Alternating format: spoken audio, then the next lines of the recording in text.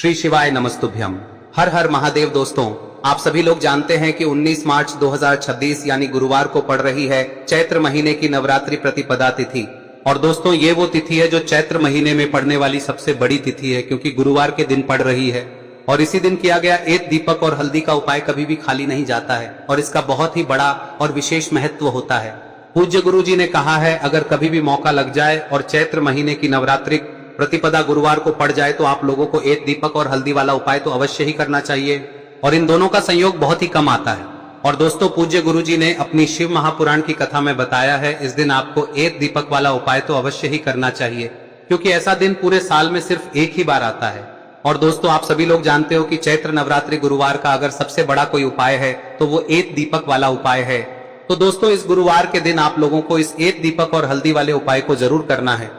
बहुत सारे लोग होंगे जिन लोगों ने इस उपाय को न किया हो, मतलब पूरा साल निकल गया और उन्होंने किसी भी दिन इस दीपक वाले उपाय को न किया हो। पर दोस्तों, आपके पास एक आखिरी मौका बचा हुआ है, जो कि 19 मार्च के दिन है। तो इस दिन आप लोगों को इस वाले उपाय को जरूर कर लेना है। भले ही आपने पूरे साल भर इस उपाय को न किया हो, पर अगर आपने इस चैत्र महीने में पड़ने वाली प्रतिपदा के दिन अगर इस वाले उपाय को कर लिया तो आपको इस उपाय को करने का वो फल मिलेगा जिसकी आपने कभी कल्पना भी नहीं करी होगी। इसीलिए आप लोग इस वाले उपाय को एक बार जरूर कर लेना, ताकि आप लोगों के हाथ से यह मौका ना जा सके और आपको इस उपाय को करने का फल मिल सके। दोस्तों, ये उपाय पंडित जी ने अपनी अभी की ही शिव महापुराण की कथा में बताया है, जिस उपाय को आज हम आपको बहुत अच्छे से समझाने वाले हैं। इस वीडियो को देखने के बाद इस उपाय को समझने के लिए आपको कोई और वीडियो को देखने की जरूरत नहीं पड़ेगी। तो चलिए दोस्तों, उपाय को शुरू करते हैं। देखिए, यह इस चैत्र महीने के गुरुवार के दिन यह इतना खास होता है, इतना महत्वपूर्ण होता है। देखा गया है कभी कभी बड़े बड़े पूजा पाठ अनुष्ठान से जो मनोकामना पूर्ण नहीं होते, वो इस चैत्र महीने के नवरात्रि प्रतिपदा के दिन एक छोटे से उपाय करने से ही आपकी मनोकामना पूर्ण हो जाती है। और बहुत सारे लोगों ने इस उपाय को किया भी है और उनको इस उपाय को करने का फल भी जरूर मिला है। अगर आप लोग भी इस उपाय को गुरुवार नवरात्रि प्रतिपदा के दिन करना चाहते हैं तो आप इस उपाय को पहले अच्छे से समझ लेना, सुन लेना, उसके बाद करना। आपको इस उपाय का फल जरूर मिलेगा।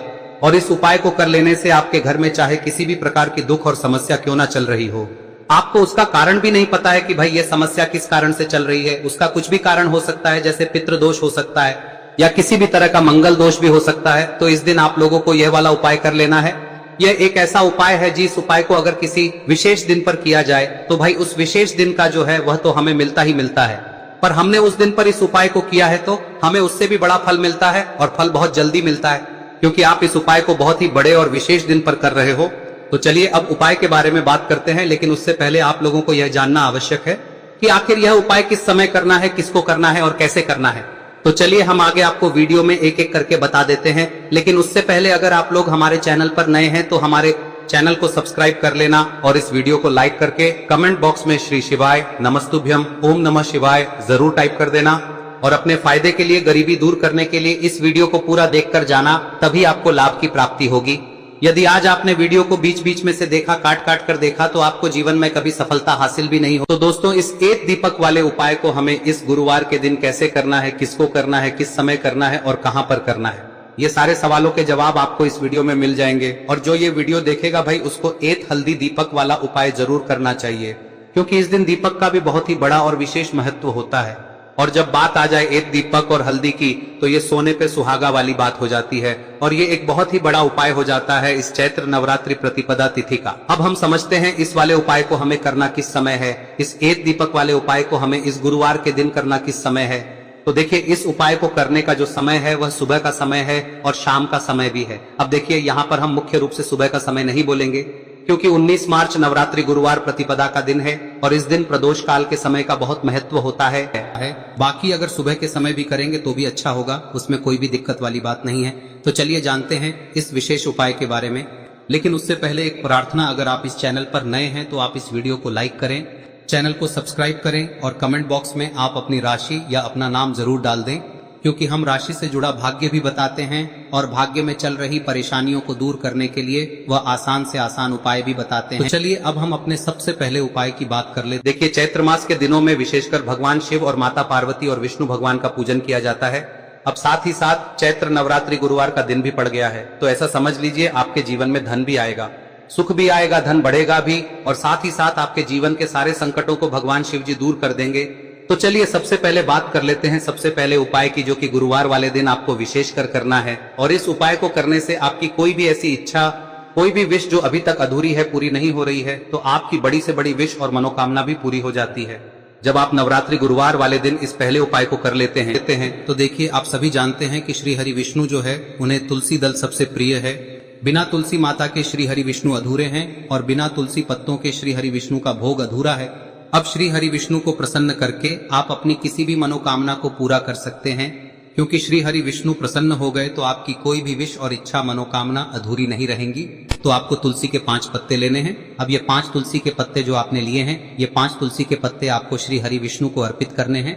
अपने घर के मंदिर में ही ठीक है, ऐसा आपको करना है। आपके घर में श्री हरि विष्णु की कोई मूर्ति है, प्रतिमा है, वहां पर यह 5 तुलसी के पत्ते आप रखें और साथ ही साथ एक देसी घी का दीपक गोल बाती का आपको लगाना है और ओम नमो भगवते वासुदेवाय नमः इस मंत्र का आपको 11 बार जप करना है।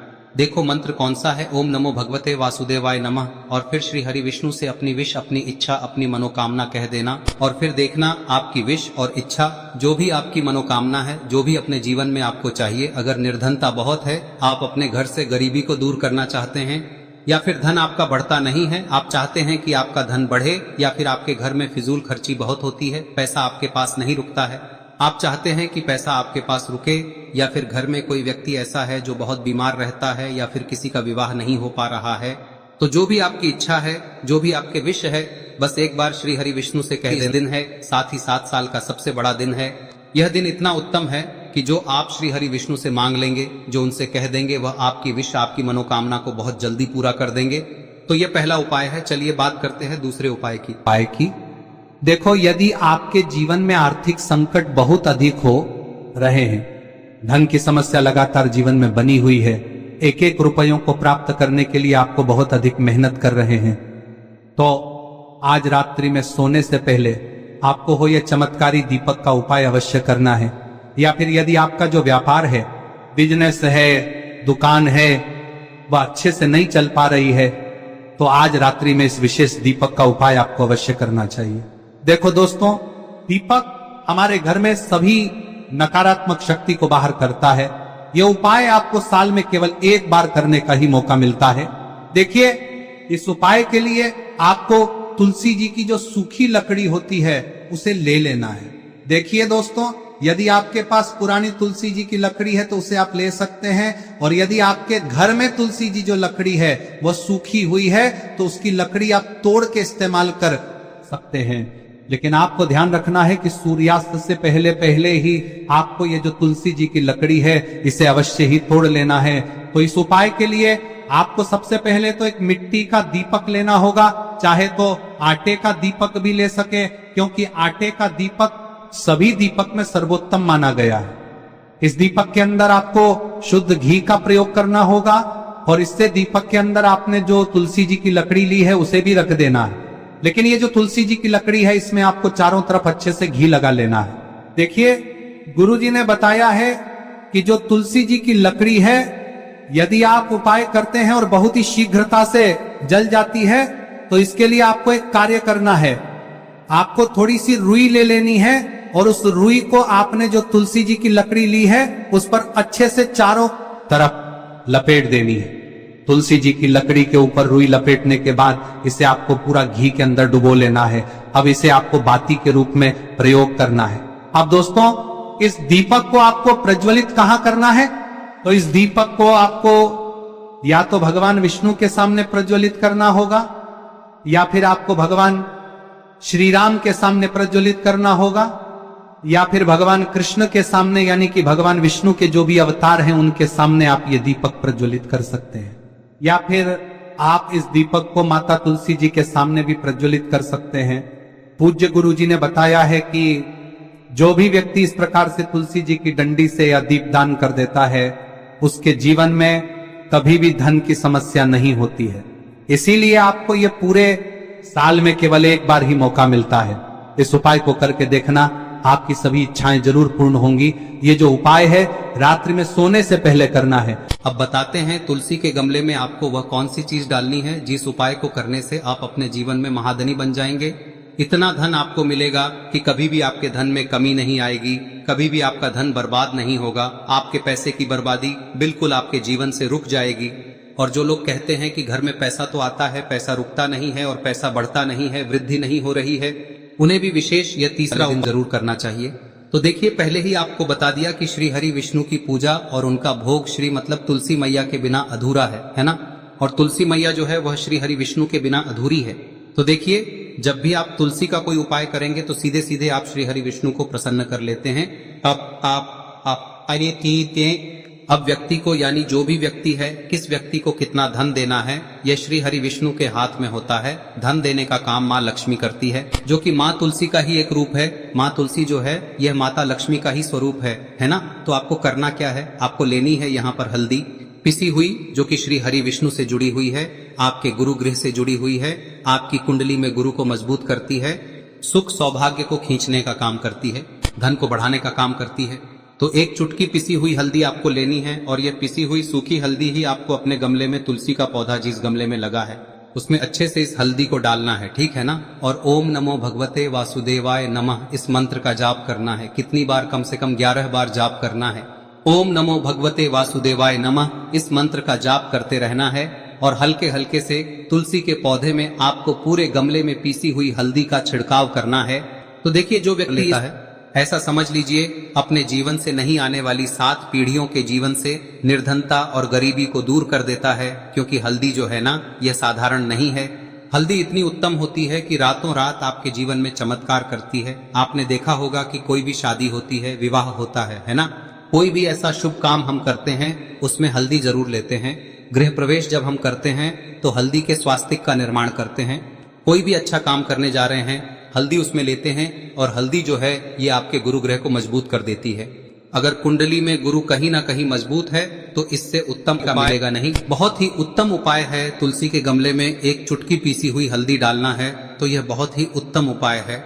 इस उपाय को आप जरूर करें। साल का सबसे बड़ा यह दिन है, तो इस उपाय को करने से श्री हरि विष्णु और महादेव आपसे न केवल प्रसन्न होते हैं, पाप होते हैं, आपसे इतना प्रसन्न हो जाते हैं कि जीवन में कभी आपके गरीबी और निर्धनता को नहीं आने देते हैं। तो चलिए अब बात कर लेते हैं अपने तीसरे उपाय की, जो कि मुख्य द्वार से जुड़ा हुआ है। और यह उपाय है स्थिर लक्ष्मी के वास के लिए। ऐसा पैसा आपके घर में आएगा जो आपके घर में ही रुकेगा। ऐसा पैसा कभी आपके घर में नहीं आएगा जो आपके घर से जाएगा और विशेषकर फिजूल खर्ची में जाएगा। अब आधे से ज्यादा लोगों की यही समस्या होती है कि घर में पैसा तो आता है लेकिन बहुत जल्दी घर से चला जाता है या फिर फिजूल खर्ची में चला जाता है।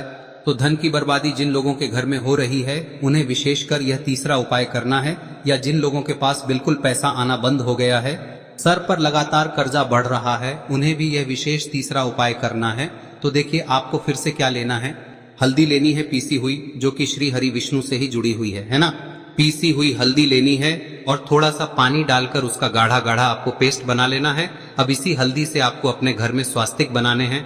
कितने स्वास्तिक? एक स्वास्तिक आपको बनाना है अपनी तिजोरी पर, जिसमें आप पैसा रखते हैं। चाहे तो आप संदूक में रखते हैं, अलमारी में रखते हैं, जिस चीज में भी पैसा रखते हैं, बस वहां पर हल्दी से एक स्वास्तिक बनाना है। दूसरा स्वस्तिक आपको कहाँ बनाना है? अपने घर के मंदिर में, है ना। और 2 स्वस्तिक आपको बनाने हैं अपने घर के मुख्य द्वार पर बाहर की तरफ। हल्दी से 4 स्वास्तिक आपको बनाने हैं। 2 स्वास्तिक मुख्य द्वार पर बाहर की तरफ, एक तिजोरी पर, है ना, और एक अपने घर के मंदिर में। बस यह उपाय आप लिया तो देखिए, जो धन की तिजोरी है उसमें पैसा भरा रहेगा। कभी भी धन की तिजोरी धन से खाली नहीं होगी, क्योंकि जहां पर हल्दी का स्वस्तिक एक होता है वहां कभी धन की कमी नहीं होती है। हमेशा वहां पर धन की देवी माता लक्ष्मी वास करती हैं, क्योंकि हल्दी किससे जुड़ी हुई है? श्री हरि विष्णु से। और माँ लक्ष्मी कहाँ होती है? जहाँ श्री हरि विष्णु वास करते हैं। अब बात करें कि आपके घर का मंदिर जो है उसमें अगर आप एक स्वास्तिक बनाते हैं तो आपके घर से ऊर्जा जो है, पूरे में ऊर्जा फैलती है ना।